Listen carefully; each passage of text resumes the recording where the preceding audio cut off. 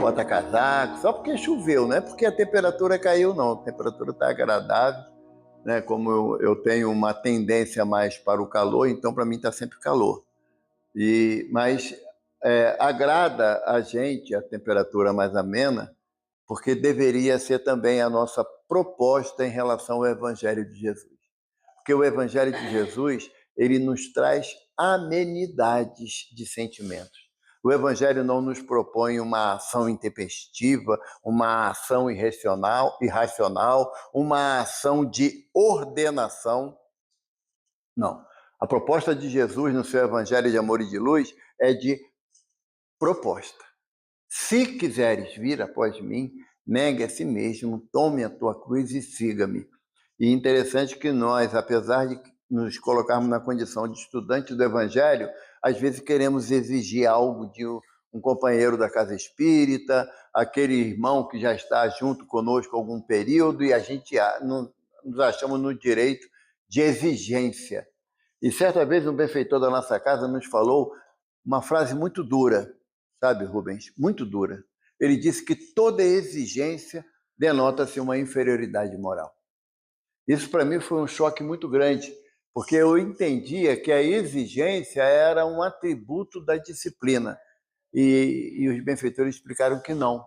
A exigência é quando você quer que o outro faça aquilo que você mesmo não faz, ou que o outro cumpra algo que você está tendo dificuldade de realizar.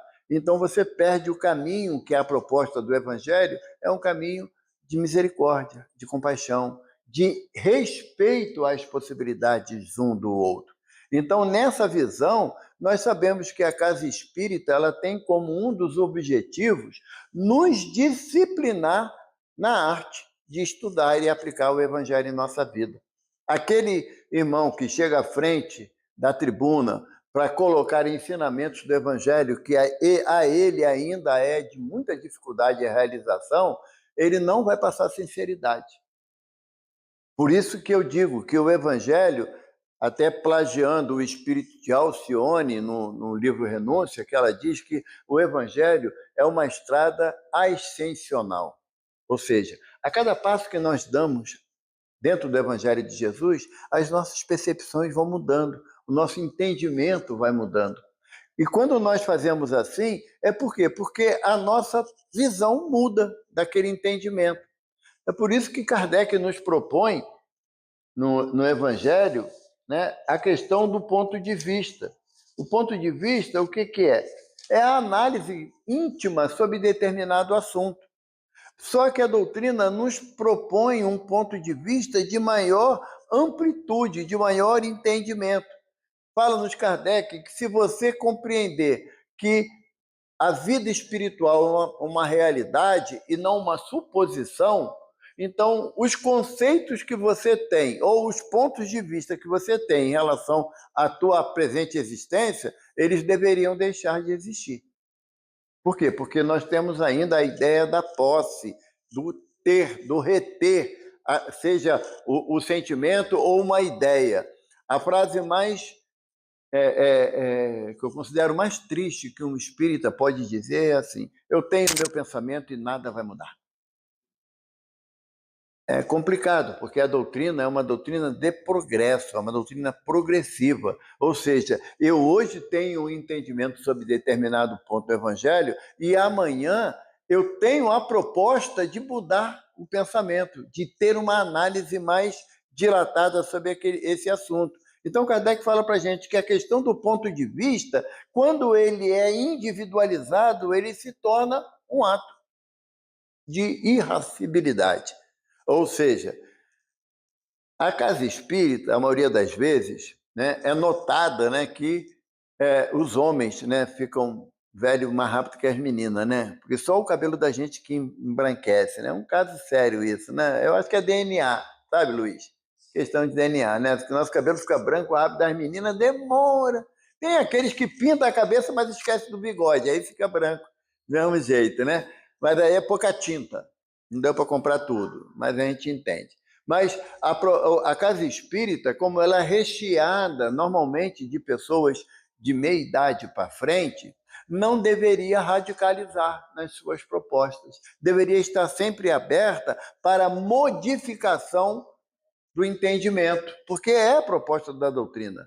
Nós sabemos que somos espíritos, embora não pensemos ainda como espírito. Temos muita dificuldade disso, porque se nós pensássemos como espírito, a minha ideia de posse mudaria. De autoridade, que muitas vezes se torna autoritarismo, também mudaria, porque eu compreenderia que apesar de eu estar num ambiente que foi construído ou adquirido por mim, que é a casa, mas eu não tenho a posse dela. Por quê? Porque imagina o tamanho do caixão para botar uma gaveta do tamanho da casa que a gente tem. Ia ser um caixão muito grande. Então, nós já temos essa consciência, que as aquisições materiais têm prazo de validade, porque temos que desencarnar e temos que largar tudo para trás. Então, não deveria causar agonia na gente a ideia de abrir mão daquilo que nós julgamos possuir. É muito complicado o entendimento do espírita acumulador. É muito complicado, porque o princípio do acumulador é o egoísmo de reter. E o espírita consciente sabe que ele tem que trabalhar em cima do seu egoísmo, do seu orgulho, porque sabe que não existe a possibilidade da posse ad eterno. Diz-nos os espíritos no Evangelho que o homem só é possuidor daquilo que ele possa levar consigo após o desencarne ou o término da presente existência. E eu gosto muito de uma frase do Dr. Bezerra de Menezes, falando sobre a questão da unificação da doutrina espírita no Brasil. Ele fala que sozinhos somos um ponto de vista, unidos somos uma opinião, que é bem diferente. Então, o ponto de vista que Kardec nos relata aqui no Evangelho segundo o Espiritismo é no sentido de que as minhas ideias não são representativas de uma verdade absoluta. Que a verdade absoluta pertence a Deus. Todo o restante é relativo. Então, nós não podemos nos enclausurar numa opinião pessoal em nada. Em nada. Eu até pela tarefa da palestra, eu milito por muitas casas espíritas. Eu fiz uma contagem, eu talvez dava 80, né, Belinha? 80 casas espíritas que eu já participei através de palestra. E a gente fica triste, porque às vezes chega numa casa e fala assim, não pode tirar essa cadeira daqui porque foi seu fulano que botou. Não, é só uma cadeira. Não, foi seu fulano que botou. E o seu fulano? Dá para conversar com ele? Não, já desencarnou. Então ele deve estar sentado na cadeira, como espírito, porque se é uma ideia de posse tamanha desse ponto, que você retém o espírito na presença daquele objeto que ele mesmo valorizou de forma tamanha. Lembra do livro nos Missionários, de André Luiz, quando André Luiz foi num museu e tinha um espelho com uma moldura muito bonita, o espelho, e uma jovem em espírito abraçada ao espelho. E aí André Luiz pergunta, por que aquele espírito está ali? Aí o orientador do livro, Alexandre, falou assim, vai lá, ausculta ela espiritualmente. Aí André Luiz chegou, botou a mão na fronte do espírito, que não percebeu a presença de André Luiz, e André Luiz viu que no século XVIII, em Paris, ela tinha um namorado que era apaixonado, ela era apaixonada por ele, e o namorado deu a ela aquele espelho de presente e falou para ela, eu vou para a América para poder fazer fortuna e volto para casar contigo e te levo comigo. Ele foi para a América, esqueceu dela, conheceu outra pessoa e nunca mais voltou para a França. E aí ela se sentiu prisioneira do espelho pelo fato dele prometer que ele voltaria, deu o espelho de presente e ele voltaria para poder dar continuidade ao projeto deles de casarem. Aí André Luiz falou assim, mas já tem isso mais de 2 séculos. E ela não vai se libertar? Aí o Alexandre falou, vai. A hora que esse espírito, que era o noivo dela, que foi embora, não voltou, que já está reencarnado, quando ele chegar aqui, ele vai ver o espelho e vai falar, mas que espelho lindo esse, gente. Se eu pudesse, eu levava para casa. Ela despertaria desse sono letárgico do espelho, reconheceria ele e ia para casa com ele, em espírito. Aí esse irmão depois chegava na casa espírita e dizia que estava com encosto. Olha, eu fecho o olho, eu vejo uma mulher na minha frente. Eu durmo, ela aparece para mim. Por quê? Porque são os vínculos que nós fizemos em existências anteriores. Então, a doutrina nos propõe que os pontos de vista não podem ser engessados, senão nós não progredimos moralmente nem espiritualmente. Tem uma ideia formulada sobre a vida espiritual? Beleza, analise o seu comportamento em relação à vida material. Porque se você sabe que existe o plano espiritual, se você sabe que você é um espírito numa experiência física, se você sabe, por mais que desagrade alguns de nós, vai ter que desencarnar, então você tem que começar a mudar os seus pontos de vista em relação às coisas materiais que são temporárias, e principalmente os filhos, que não são posse nossa. Que não são, nós não temos o título de propriedade sobre os filhos, muito menos sobre os maridos ou as esposas. Então nós temos que mudar essa possibilidade de entendimento, que aí faremos jus à ideia que a doutrina nos apresenta no aspecto do ponto de vista. Por quê? Porque a maior certeza que nós temos como adeptos da doutrina espírita é qual? Sobre a existência da vida, a continuidade da vida. Eu não tenho um espírito, eu sou um espírito. Numa reunião, numa outra casa, lá no Cefac, fazendo uma palestra, e eu cheguei e eu falei assim, eu vou fazer uma pergunta e eu quero quem concordar comigo que levante a mão. Quem aqui acha que tem um espírito? Aí a maioria das pessoas levantou a mão.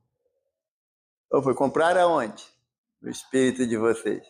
Pediram nota fiscal, que pode vir com defeito, né? Com 7 dias pode trocar quando você tem a nota. Porque nós ainda não nos condicionamos mentalmente que nós não temos um espírito, somos um espírito. E nesse entendimento nós temos muita dificuldade de abrir mão de determinados contextos materiais. Muita dificuldade. Nós temos dificuldade nisso no objeto como em pessoas também. E por que não teríamos dificuldade de mudar o nosso entendimento em relação ao conceito da doutrina dos espíritos? Por que teríamos dificuldade, uma vez que sabemos que somos espíritos imortais? Passaremos inúmeras jornadas em diversos corpos, como já habitamos diversos corpos, em diversas experiências, e não trouxemos nada de material de existências anteriores. E também não trouxemos, muitas das vezes, os filhos, os maridos, as esposas, pais, mães, irmãos. Não trazemos. Às vezes, por necessidade evolutiva, nós reencarnamos em países totalmente diferentes da cultura dessa existência agora. Na próxima existência, o Evaldo vai reencarnar na China. Não vai nem lembrar que Isabela é filha dele, não vai lembrar que o Rubens é amigo do irmão dele, não vai. Por quê? Porque é uma experiência diferente num ambiente diferente. Então, por que eu tenho que manter os meus conceitos tão arraigados no materialismo, apesar de ser espírita? O Haroldo fala numa palestra que nós estamos criando uma nova categoria de espíritas, sabe, Rubens? É o espírita materialista. Minha casa, meu carro, minha roupa, sabe? E isso é muito preocupante. Porque se nós somos espíritas, nós temos uma convivência mais próxima com o plano espiritual, seja através de uma reunião mediúnica, seja através da experiência de uma prece, de um passe. Então, como é que eu vou ficar vinculado a um ponto de vista limitado da vida material e tomar aquilo como verdade absoluta para mim? Será que eu reencarnei nessa existência e me envolvi com o conceito da doutrina espírita para eu continuar com os pensamentos tão arraigados à materialidade? Será que eu ainda não consegui me desvincular da posse temporária que para mim é uma posse permanente? Será? Será que eu já consigo olhar para uma outra criança como se fosse meu filho e dar a atenção, o carinho que essa criança precisa, necessita, tanto quanto a minha necessita? Será que eu já sou capaz de tirar a roupa do meu corpo para dar para um irmão que não tem nenhuma? Será que eu já consigo deixar de comer 2 bifes para dar um bife para uma pessoa que não tem nada? Então, são muitos conceitos de ponto de vista que nós temos que analisar nessa presente jornada. Porque uma vez um benfeitor falou para nós, lá na Casa do Caminho Chico Xavier, que tem uma coisa que a gente não vai poder usar como atenuante das nossas faltas. Eu não sabia. Não poderemos usar. E lembrando que as faltas, ela tem a mesma extensão da nossa consciência. A mesma extensão. Se você pega os irmãos aqui, vizinhos nossos, e pergunta a ele se ele tem algum conceito acerca da vida espiritual, como é apresentado para nós, ele vai dizer que não, porque não existe da forma que nós estamos falando. Nós sabemos que existe, mas ele não entende assim. Os dois cometem a mesma falha do egoísmo. Quem tem mais responsabilidade? Não é algo que deveríamos nos preocupar? Não é? Eu gosto muito da frase do Raul Teixeira. Falei hoje para a Belinha. Ser espírita não é para quem quer, é para quem aguenta. Sabe? É para quem aguenta, porque eu não posso alegar que eu não sei a minha responsabilidade em relação à prática da caridade, mesmo que seja contrária ao meu desejo. Mas eu tenho que praticar a caridade, eu não tenho uma opção dentro do meu entendimento. Não é que a doutrina me impõe, não é que o evangelho exige de mim a prática da caridade, não. Não é. A proposta de Jesus é: faça ao teu semelhante o que você gostaria que fosse feito para você. Quando tem esse conceito do Evangelho de Jesus, que está lá no Evangelho de Lucas, quando tem esse conceito, Jesus está falando assim: você faz o que bem entender, meu filho. Não se preocupe, mas você irá receber como fizer por merecer. Então, se eu não pratico a caridade intencionalmente, e muitas das vezes a gente associa ainda, mesmo que o Evangelho me mostre que não é só isso, eu associo a caridade com uma esmola. Sabe? Como o benfeitor fala, um agrado para calar a nossa consciência, que às vezes a esmola tem essa finalidade, né? Você está, eu não sei se vocês já passaram por isso, você está ali no sinal, ali na taquara, aí vem um menino fazendo malabares. Aí você fala assim: vou fechar o vidro, vou dar dinheiro para ele não. Vai que ele compra o que não presta. Então você não está dando, você está emprestando, né? Porque quando você dá alguma coisa, você perdeu a posse daquilo que você deu. Então, o que o outro vai fazer com o que você deu é problema dele, não é mais seu. Tá? Eu, quando aprendi isso, eu fiquei na agonia, porque agora eu não posso mais alegar que eu não vou dar uma ajuda financeira, porque ele pode fazer besteira. Mas se ele fizer besteira, o problema é dele. Assim como eu sou aposentado, o governo paga a minha aposentadoria, se eu fizer besteira, a culpa é do governo ou é minha? Não é? Não é uma questão de lógica? Aí o garoto está lá fazendo malabares. Aí eu penso em fechar o vidro. Eu passei por uma experiência, Luiz, quase que vergonhosa, sabe? Eu tinha acabado de fazer uma palestra, estava indo para casa, tu vai lembrar. Parei no final. Aí o garoto veio no malabares, por isso eu estou dando um exemplo, porque eu passei pela situação. Aí ele fez o malabares, eu disse que estava sem dinheiro, ele chegou no vidro, pediu para eu abaixar o vidro, eu sem graça abaixei, ele falou assim: tio, quero dinheiro não, eu só queria um abraço, que hoje é meu aniversário. Foi. Eu fiquei com uma vergonha danada, cara. Eu saí do carro, abracei ele, e quando os outros dois viram que eu estava... eu também quero abraço. Só isso, cara. É só isso. Entende? E a gente vive numa sociedade onde os nossos pontos de vista sustentam a nossa falta de caridade.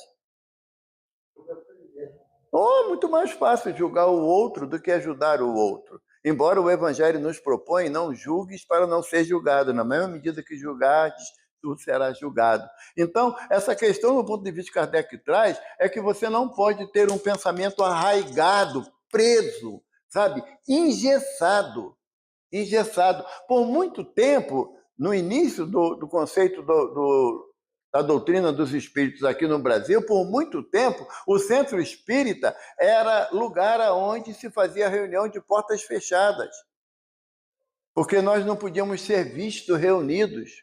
Hoje nós temos direito de ter web TV, ter rádio espírita, botar a palestra no YouTube, o mundo todo pode assistir. Ah, mas é brincadeira, não vai assistir não, mas pode.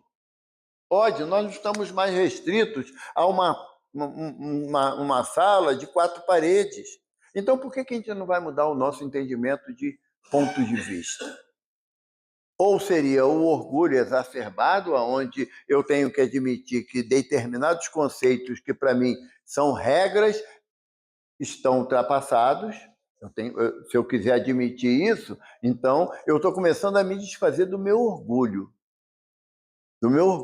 Porque a espiritualidade não espera que nós estejamos em melhores condições para ajudar. Ela não espera. Ela opta de oferecer as condições para que nós ajudemos aqueles que precisam. Porque se fosse colocada uma tabuleta lá no portão, só entra aqui quem for equilibrado, eu acho que a casa ia ter que fechar. Todo mundo ia se achar equilibrado. Não entrava. Tem barreira energética, não é equilibrado, não passa, Luiz. A gente estava perdido. A gente ia ficar perambulando lá fora na rua, sabe? Porque o nosso entendimento é que o erro está só no outro, sabe? O teimoso é só o outro. O vaidoso é só o outro. Não, são todas as vezes... O Homem Integral, de Joana de Ângeles, reflexo do ego. Todas as vezes que eu identifico o teu defeito, é que ele grita em mim. Porque eu só posso falar daquilo que eu sei. Ah, Isabela, você é muito egoísta. Por que eu sei que ela é egoísta? Porque há compatibilidade de entendimento e de ação. É muito difícil alguém falar assim, o Luiz é muito caridoso. Porque aí quem é caridoso identifica o outro, não é? Alguém falou isso para tu, Luiz? Para mim nunca falaram não. Não, para mim não. Também não. Então eu acho que não somos, né? Nós estamos devendo essa matéria ainda. Então, o que Kardec nos orienta é que o ponto de vista ele não pode ser ponto de partida para uma decisão. Ele tem que ser passagem de opiniões de uma decisão. Porque amanhã a tua visão vai mudar, o teu entendimento vai mudar. Se falasse para o Evaldo há 40, 50 anos atrás que ele seria espírita, que ele faria palestra, eu ia dar uma bruta de uma gargalhada, porque eu era tímido pra caramba. Eu falo isso, as pessoas não acreditam, mas não falo de brincadeira, é verdade. A primeira vez que me chamaram para ler uma poesia na Mocidade Espírita, eu peguei o papel, que era menor do que esse aqui, mas parecia que tinha um ventilador em cima de mim, que o papel...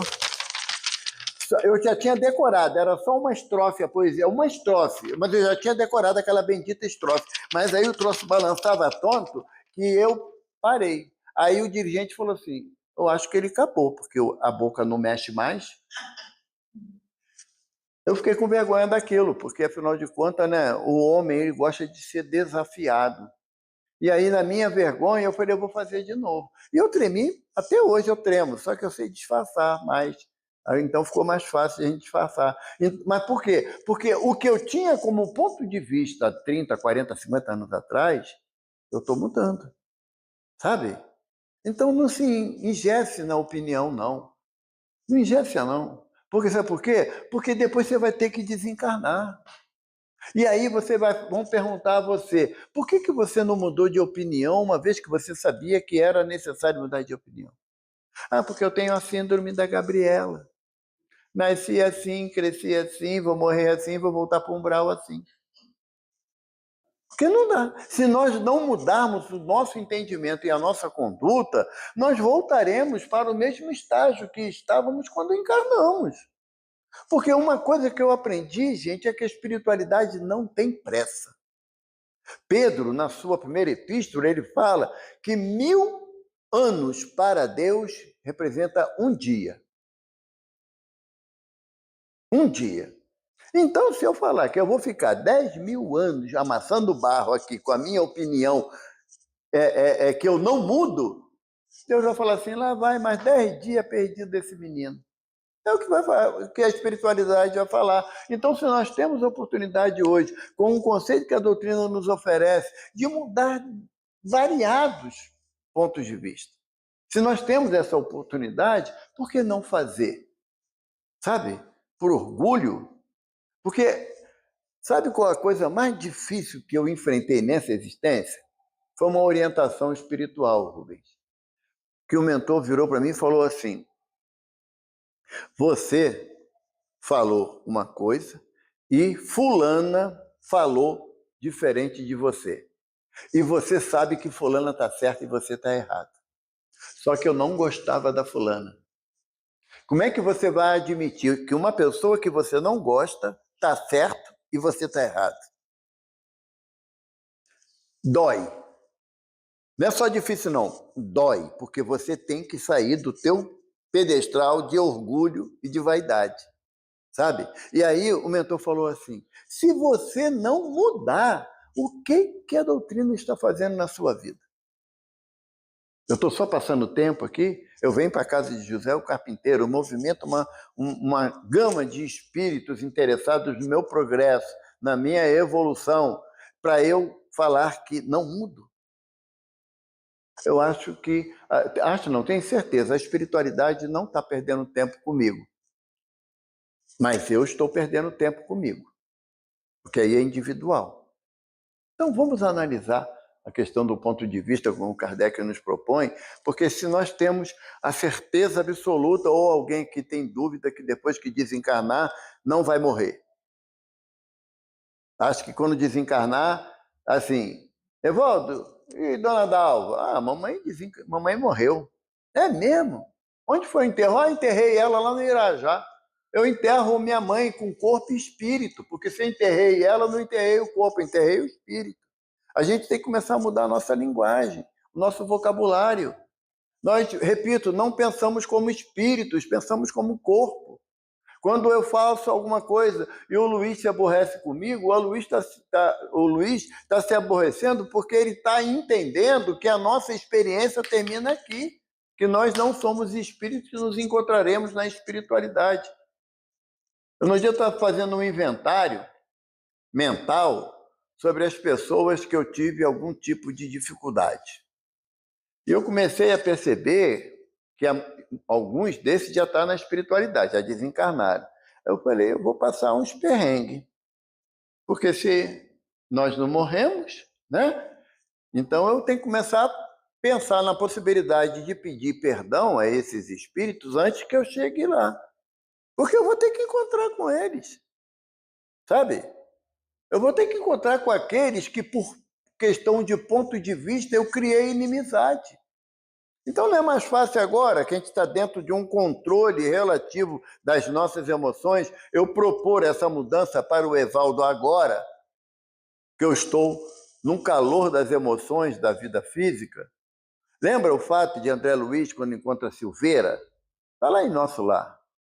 André Luiz foi convocado a uma tarefa extra nas câmaras de retificação, porque ia chegar um grupo de espíritos trazidos pelos samaritanos e era necessário que aumentasse a carga de trabalho de todos. Então, André Luiz estava com Narcisa na divisão da área do umbral com a área das câmaras de retificação no Ministério da Regeneração, e aí André escuta ao longe, é legal esse texto, porque ele fala assim, escutando ao longe os latidos dos cães, indaguei a Narcisa, e ela falou que eram os cães que auxiliavam na guarda da equipe, né, na segurança da equipe samaritana. E quando ele vê ao longe aquele grupo de espíritos chegando, e quando chega mais perto, André Luiz reconhece Silveira. E ele impacta. Aí Silveira, quando vê, André, você aqui, nosso lar, que felicidade, abraça ele e segue adiante. E André incomodou a ele aquilo. Aí ele chega para Narcisa e fala assim, eu fui pego numa situação de muita vergonha. Ela, por quê? Aí André Luiz relata que Silveira o pai de André Luiz tinha um entreposto comercial na região ali de Volta Redonda, aqueles pedaços ali. E o Silveira, ele tinha um pequeno comércio numa cidadezinha mais afastada, e ele ficou doente, teve tuberculose. Então ele não pôde abrir o comércio dele e, logicamente, não pôde pagar as contas dele, inclusive aquilo que ele devia ao pai de André Luiz. A esposa de Silveira foi até a casa de André Luiz e pediu um tempo para o marido se recuperar da doença, para poder pagar a dívida, e o pai de André Luiz, apoiado por André, não aceitou isso. Ou eles pagavam, ou ele tomaria tudo que era da família. A mãe de André Luiz tentou argumentar para não fazer aquilo, e o André Luiz deu uma bronca na mãe: não se mete nos assuntos do meu pai está certo, se ele não tem dinheiro para pagar, tem que perder tudo. E o pai de André Luiz tomou a casa, tomou o comércio, tomou tudo de Silveira. Silveira, com a esposa e 3 filhos, foi morar na rua, literalmente na rua. Só que André perdeu o contato, a vida seguiu. André Luiz era adolescente na época, seguiu a vida. Quando André Luiz já desencarnado, em nosso lar, vê Silveira chegando. Aí o que ele lembrou? Da opinião firmada, né, do ponto de entendimento dele, do ponto de vista dele, que o pai estava certo. E aí ele fala para Narcisa. Narcisa falou assim: André, corre lá, vai se reconciliar com Silveira. É um espírito que é extremamente ocupado. É muito raro ver ele chegar aqui, poder conversar. Ele trabalha nas regiões umbralinas, socorrendo espíritos necessitados. Vai lá, André. Aí o André, meio sem vergonha, né, chegou lá: olha, Silveira, eu queria lhe pedir desculpa porque pela atitude do meu pai, endossada por mim. Aí o Silveira falou assim: André, você e seu pai estão na conta de meus mentores, de meus benfeitores, porque quando o seu pai e você tomaram tudo que eu tinha, eu fui obrigado a ensinar meus filhos a trabalhar para ganhar o pão de cada dia, a estudar, porque mostrando para eles que sem o estudo eles não conseguiriam alcançar o que eles almejavam. E você sabe que meus 3 filhos se tornaram homens de bem, ajudando eu e a minha esposa a nos manter até o meu desencarne. Então você e seu pai são benfeitores para mim. Porque Silveira mudou o ponto de vista dele. Só porque ele mudou o ponto de vista dele. Ele não entendeu aquilo como uma perseguição, uma coisa exagerada. E hoje em dia, às vezes, um olhar maldado de um filho, de um neto, de um genro, de uma nora, de um irmão, de uma irmã, já é motivo para a gente poder riscar aquela pessoa do nosso convívio. E onde está a doutrina nisso? Porque Jesus propõe para a gente: não ponha demanda com teu irmão por nada. Se ele te obriga a caminhar 1000 passos, caminha 2000 por conta dele. Então a questão do ponto de vista é muito séria. Não só porque Kardec coloca isso no Evangelho, não é isso. É porque nós temos a necessidade imperiosa de rever nossos conceitos que estão engessados. É do meu jeito. Como que um espírita vai falar isso? É do meu jeito. Eu quero assim. Aonde tem o amparo dentro do Evangelho, dentro da doutrina espírita, que me avaliza a opinião de ser contundente? A proposta da doutrina é ser fraterno. E a fraternidade, ela impede o rigorismo, a imposição de ideias. Aqui no outro item, tem uma rainha de França. Nós costumamos pensar que a posição social, a riqueza, é um impedimento para nosso progresso. Eu, quando mais novo, não tinha Mega Sena na minha época, né, de juventude. Ou era Loteria Federal ou Jogo do Bicho. Como eu não tinha hábito de jogar, nunca tive hábito de jogar, aí eu ficava pensando: vai que eu compro o bilhete da loteria, que no fim do ano era um prêmio especial, né? Até hoje é assim, e eu ganho esse troço. Aí eu vou me perder de novo. Por quê? Porque a ideia de demonizar a riqueza, de achar que a riqueza é um impedimento para eu crescer. E é completamente errada essa visão. completamente errado. O que vai fazer com que impeça o meu progresso não é as condições financeiras de riqueza ou pobreza, é o meu entendimento de aplicação da lei de Deus e da prática da caridade. E isso aí eu posso fazer rico ou pobre, eu posso praticar a caridade. Mas no caso da rainha de França, ela começa assim: quem poderia melhor do que eu compreender a verdade dessas palavras de nosso Senhor? Meu reino não é deste mundo. Por quê? Porque no entendimento dela, ela como rainha, ela na espiritualidade, ou quando morresse, era o termo acordado, quando ela morresse, ela continuaria rainha. E qual foi a surpresa dela? Que aqueles servos que ela julgava ser imprestável, estava em patamar superior ao dela. Porque para a espiritualidade não vai valer a conta bancária ou os títulos. Uma vez eu estava no hospital acompanhando uma pessoa, o Rubens, e aí chegou um rapaz novo, né, e médico. Aí um senhor virou para ele e falou assim, chamou ele pelo nome, eu acho que era Marco, não lembro muito bem não. Aí ele falou assim, Marco não, doutor Marco. Aí o senhor falou assim, quando eu te registrei, moleque, eu não botei DR na frente, eu te registrei como Marco, para de palhaçada e respeita os outros quando vim falar com você. Eu achei sensacional, porque era o pai dele. E ele falou isso para o pai dele. Como dizendo, se eu vou fazer isso para o meu pai, todo mundo vai ter que me respeitar. Né? E o pai esculachou ele. Por quê? Porque a gente não nasce com nenhum título. A gente nasce com o nome que os pais nos deram. Então, aqui a rainha, ela achou que como ela era rainha, ela ia chegar na espiritualidade com o mesmo patamar de entendimento, e não é assim. Na espiritualidade, o que vai nos diferenciar é o nosso grau de entendimento acerca da prática da caridade, que, afinal de contas, não é fora da casa espírita que não há salvação. É fora da caridade. E aí, onde a casa espírita tem o propósito de me indicar o caminho da prática da caridade, mas essa pertence unicamente a mim. Não é porque eu estou dentro de uma casa espírita, aqui vai ter uma reunião, aqueles almoços, né? Que a casa sempre oferece, sabe? Ah, não, vou praticar a caridade. Mentira, não vai não. Você pode vir para cá trabalhar, lavar panela para caramba, servir, fazer comida, não conta como caridade, não. Vai contar como caridade aquilo que você faz quando ninguém está vendo e quando você vence a sua dificuldade para fazer aquilo que é o certo. Porque nós estamos igual jogador de futebol. Antigamente, assim, quem gostava de futebol vai lembrar, tinha um bicho, né? Porque se o cara jogasse bem, ganhasse, ainda tinha uma compensação. O espírita acha que ainda é assim. Ele vem para a casa espírita para lavar banheiro, para varrer o chão, passar pano na cadeira e acha que ele tem que ser bonificado por isso. E não tem. Não é assim.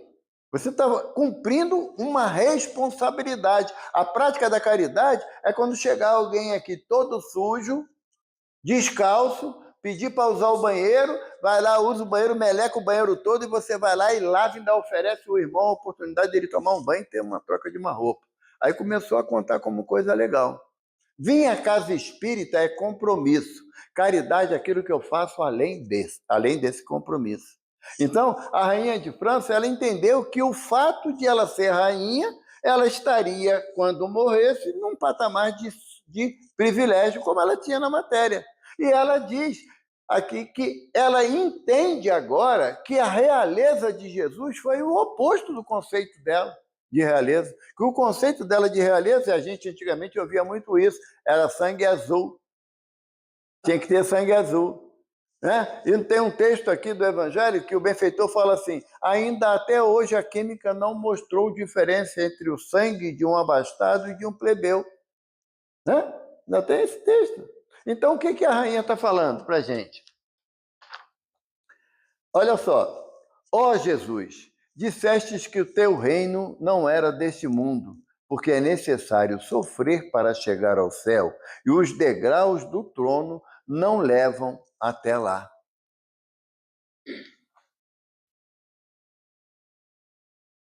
Tu disseste que o teu reino não era deste mundo. Quem é que quer esperar recompensa na espiritualidade pelo que quando fez o que era o certo? Como é que eu posso querer?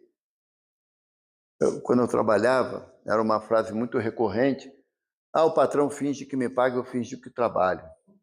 Aí eu falei assim, mas quando o patrão me contratou, eu sabia qual era o salário. E ele me contratou para trabalhar 8 horas por dia. Então a minha honestidade não deixa eu enganar o meu patrão. Não é porque não é porque eu era diferenciado, não, era uma questão de consciência. Por quê? Porque eu de noite eu ia para a casa espírita, sentava no banco e ficava lá de olhinhos fechados esperando o passe e achando que eu tinha direito de ser beneficiado no passe. Quando eu custei a entender que o benefício do passe, ele é o resultado das minhas ações do dia todo, e não daquele único momento. Sabe? Não é que nós vamos fazer o que bem entendermos durante o dia todo e chegar à noite na casa de Zé o Carpinteiro, sentar, fechar o olhinho e vou receber o passe, ou então vou oferecer o passe. Se o meu íntimo está numa convulsão danada, a espiritualidade, graças a Deus, ela não depende do Evaldo para dar passe em ninguém, sabe? Porque o passe, ele é fruto do seu equilíbrio. Como eu não tenho, então eu me presto a estar à frente do irmão, estender a mão, rogando a Jesus que complete a minha deficiência. Aí, uma coisa que é muito interessante, que às vezes termina o passe, aí eu acabei de dar o passe no Rubens, aí termina o passe, tá melhor, Rubens? Como assim? Como assim? O benefício não foi prestado por mim.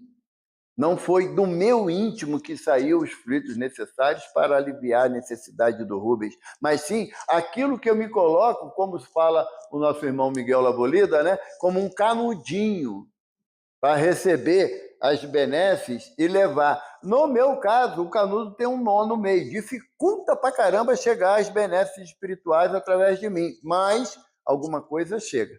E a rainha, ela disse que ela não entendeu, como nós também não entendemos a palavra de Jesus, que o meu reino não é desse mundo, porque eu quero que Jesus reine hoje, aqui na terra, para que todo mundo seja submisso à nossa vontade, ou à vontade de Jesus, mas ele falou que não veio para os sãos, porque esses pertencem ao Pai, ele veio para os doentes, então doente não pode fazer muita coisa, não. Mas é desses que Jesus conta. A proposta do Evangelho é que eu, na minha dificuldade, ou nas minhas poucas possibilidades, mas eu me coloque à disposição para auxiliar o semelhante. E não analisar se A merece, o B não merece, C talvez, quem sabe. Não, mas aí se vir aqui na casa espírita eu posso ajudar, mas se eu estiver na rua, no mercado, não vai passar na minha frente mesmo. A fila está muito grande do caixa, como é que vai passar na minha frente? Sabe? Aonde que é que eu tenho que testemunhar a minha fé? Dentro da casa espírita ou na minha vida de relação? Não é? Aquele vizinho que bota baile funk, sábado à noite, eu querendo ver o jogo do Flamengo, e o cara bota baile funk, não dá nem para poder ouvir o que está falando ali. Se eu não conhecer o jogador, eu vou ficar olhando os bonecos correndo para lá e para cá. Entende? Então, a minha convivência, que nós devemos ter a entendimento das palavras de Jesus, é na minha vida diária, gente, não é dentro do centro espírita. Aqui é o melhor lugar para você ser cristão. Sabe? É o melhor lugar. Eu posso falar a maior atrocidade aqui, você vai falar, pô, Evaldo é legal pra caramba. Lá fora eu não cumprimento alguém que passou por mim, eu sou arrogante, ignorante, vaidoso. Ela termina assim: tende piedade dos que não ganharam o reino dos céus. Ajudai-os com as vossas preces, porque a prece aproxima o homem do Altíssimo. É o traço de união entre o céu e a terra. Não o esqueçais. Eu estava pensando, estava lendo o capítulo Amai os vossos inimigos, e eu estava lembrando que eu não fazia prece pelos espíritos sofredores. Kardec propõe isso para a gente, lá no capítulo 28, prece pelos espíritos sofredores. Eu fazia prece pelas minhas filhas, pelos meus genros, pelos meus netos, pelos meus amores, de uma forma geral. Eu faço prece, mas pelos espíritos sofredores eu não fazia prece. E aí eu chego na casa espírita e faço uma prece tão bonita, sabe? Mas eu esqueço daquele que está precisando, que não tem voz, sabe? Eu esqueço. Eu sei falar mal do governo pra caramba. Tem vários pontos que eu acho que está errado, mas eu nunca paro para fazer uma prece pelos governantes, sabe? A minha percepção de reino dos céus está associada invariavelmente à minha pouca visão acerca da espiritualidade. Ah, eu não gosto do tal, do político tal, só tem ladrão. Aí meu filho vira político. Como é que vai ser a minha frase? Entra, meu filho. É. Mas não é todo mundo filho de Deus? Como é que fica? A Emmanuel fala que o marginal de hoje é o benfeitor de amanhã. Ou seja, a proposta de mudança, de progresso é dada a todos. Não tem particularismo, sabe? Eu lembro sempre uma frase que o Dr. Bezerra diz, através da mediunidade abençoada de Divaldo. Dr. Bezerra diz que, atendendo um pedido de Maria Santíssima, ele solicitou ao professor Eurípides de Barçanufo que criasse uma ala no Hospital Esperança, onde pudesse abrigar algumas enfermarias, com uma quantidade não inferior a 2.000 leitos, cada enfermaria, para abrigar espíritas ensandecidos. Porque nós estudamos o Evangelho segundo o Espiritismo, estudando o Livro dos Espíritos, o Livro dos Médiuns, Céu e Inferno, a Gênese, e continuamos com a mesma postura, a gente não muda uma vírgula. Aí quando chegar na espiritualidade, é tudo verdade.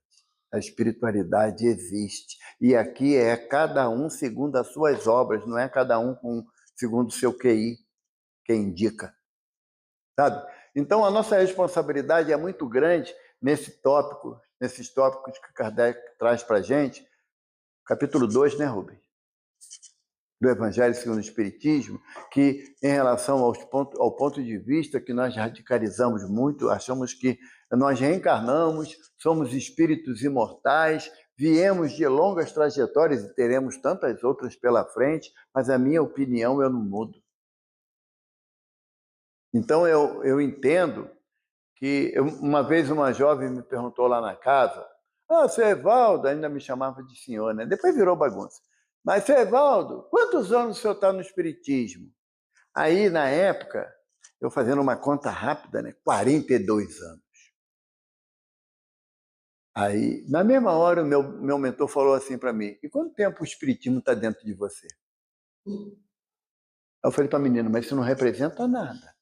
Eu tenho 40, mas não representa nada. O que vai representar o tanto que o conceito da doutrina entrou dentro do meu coração, porque aí me propõe mudança, sabe? Quando a doutrina começa a penetrar na nossa essência e você começa a perceber que não dá mais para tomar as mesmas atitudes que você tomava antes. Mas não é porque você está querendo ser santo, não. É porque você começa a pesar os erros cometidos, sabe? Você começa a analisar que a tua verdade, ela não representa a verdade que Jesus veio trazer para a gente. São só minhas, as verdades são só minhas. Tem um conceito que não sabe o autor, que diz que o ser humano é o único ser que comete as mesmas ações esperando resultados diferentes. E não vai dar certo. É por isso que a gente, um dia um benfeitor falou para mim, o único meio que tem de você sair do vício da reencarnação. Por quê? Porque a gente reencarna, não faz nada de produtivo, não muda conceito, desencarna, tem que reencarnar de novo. Aí fica na mesma ladainha, desencarna, tem que reencarnar de novo. Então, para você sair do vício da reencarnação, muda. Entende? Não, olha só, tem certas coisas que eu não abro mão. Besteira. cantor Fábio Júnior, conhecemos, né? Ele tem sempre aquela carinha de bom moço, né? Aquele rapaz legal, aquela pessoa agradável. E um dia o repórter perguntou para ele: Fábio, você sempre foi assim, de boa, com tudo? Ele, não, não. O Avancini me convidou para ir lá em Uberaba conhecer o Chico. E eu tinha a maior curiosidade, né, de ver ele mesmo. Eu fui com o Chico, lá com o Avancini, conhecer o Chico. Quando cheguei lá, eu entrei na sala, o Chico falou assim: ô Fábio Júnior, vem cá, meu filho. Aí o Fábio falou que eu sou conhecido mesmo, sou ator, né? Sou cantor, todo mundo me conhece mesmo. Aí o Chico falou assim para ele veio andando na direção do Chico, o Chico falou assim: meu filho, não leva desaforo para casa. Porque não tinha um conceito de que a gente não deve levar desaforo para casa, né? Minhas coisas da rua, eu resolvo tudo na rua. Aí o Chico falou: leva desaforo para casa. Aí o Fábio falou: mudou minha vida aquela orientação. Porque agora você pode falar para mim o que bem entender, que aquilo não me atinge mais. Olha que bacana, sabe? Olha que bacana. Então, hoje eu estive lá no José o Carpinteiro, o Rubem nem me deu boa noite. Sei para quê? Sei o que eu estou fazendo lá. Sabe? A gente, são detalhes de coisas que a gente carrega. Uma outra coisa, eu vou confidenciar para vocês, porque eu não quero passar vergonha sozinho. Eu divido. Uma vez uma pessoa falou uma coisa para mim e me chateou, sabe, Rubem? Dentro da casa, né? Me chateou. Aí o meu mentor falou assim para mim: como é que pode alguém que é melindroso ficar chateado com o melindre do outro? Né? Não tem lógica isso. Eu sou melindroso.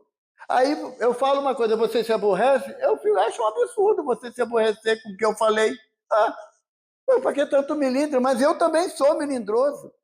Então, quem é a proposta de quem tem que mudar? Você ou eu?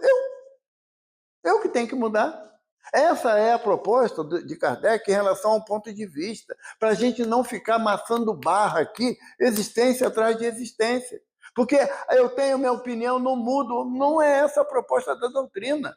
A proposta da doutrina é como diz o Chico numa frase que eu gosto particularmente muito, quando o Chico diz: ao outro eu dou direito de ser como bem entende, quanto a mim eu me dou a obrigação de ser melhor a cada dia. E para eu ser melhor a cada dia, eu não posso ter uma visão radical. Não posso ter. Eu tenho que estar propenso ao que hoje eu entendo que eu fiz o certo, amanhã eu entender que estava errado. E pedir desculpa. Sabe? Ter a humildade. Todo mundo fala de perdoar. Temos que perdoar, o perdão nos liberta, e é verdade. E quando é que eu vou pedir perdão? Porque o ato de perdoar aumenta a minha vaidade. O hábito de pedir perdão diminui meu orgulho, porque eu erro. Então, por que eu só tenho que dar perdão e não tenho necessidade de pedir perdão?